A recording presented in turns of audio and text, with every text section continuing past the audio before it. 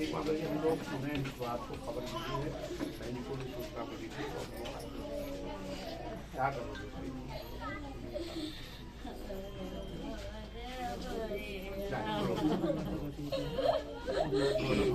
देखो परिवार को बड़ा है, जो होना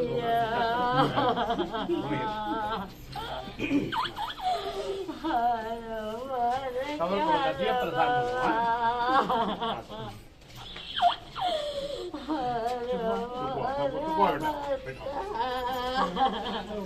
आज आपके द्वारा अमेठी में आपका दौरा हो रहा है, क्या है? देखिए, पहली चीज तो आज मैं अमेठी आने का मेरा जो कारण रहा है कि आपके अमेठी जनपद में 2 हत्याएं हुई थी जो पासी समाज के लोग हैं, जिसमें एक विजय कुमार पुत्र शिव कुमार ग्राम फतेहपुर मवैया थाना जायस अमेठी, जिनकी घर पर मैं मिलकर के अभी आ रहा हूँ।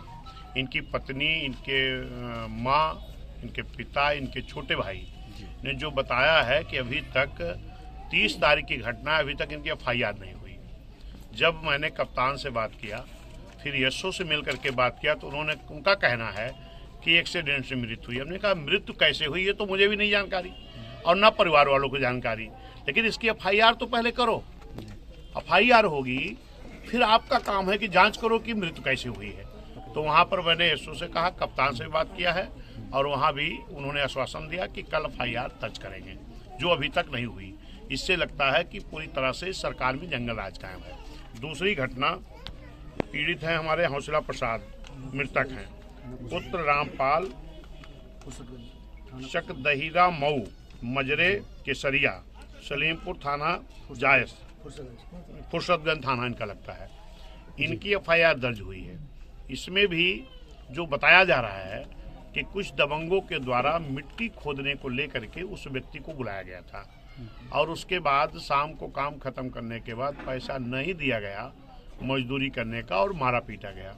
फिर वो उसको भर्ती कराया गया, और जिसकी मृत्यु, उसकी भी मृत्यु हो गई। लेकिन तब तक भी पुलिस की इतनी लापरवाही थी कि जिन धाराओं में FIR लिखी जानी चाहिए थी वो नहीं लिखी गई थी, जो उनके घर वालों का कहना है। लेकिन बाद में उसकी मृत्यु हो गई, तब उसकी जाकर के धारा बढ़ाई गई। इस तरीके का जंगल राज कायम है।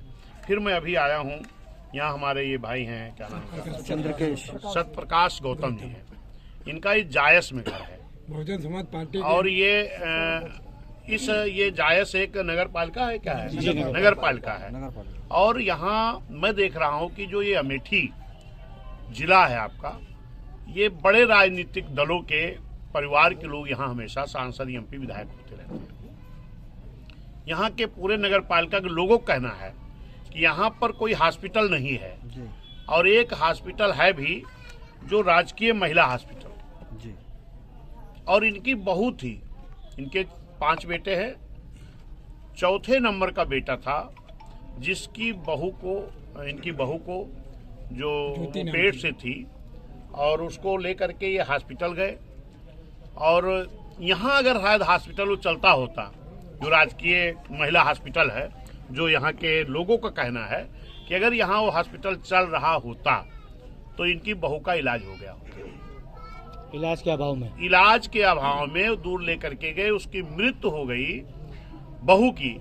और इनका बेटा, उसकी उम्र लगभग कितनी थी, 22 साल उम्र का बेटा, अपनी पत्नी की मृत्यु और उसके जो बच्चे की मृत्यु का सदमा न झेल पाने के नाते इनके बेटे की भी मृत्यु हो गई, पत्नी की भी हो गई।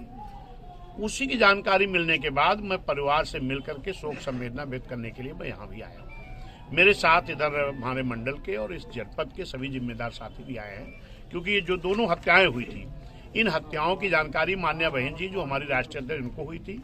तो मान्या बहन जी ने बहुजन समाज पार्टी एक प्रतिनिधि मंडल, मैं विश्वनाथ पाल प्रदेश अध्यक्ष BSP का हूँ, मेरी अगुवाई भेजने का काम किया था, जिसमें मिलकर के उच्च अधिकारियों से बात किया हूँ।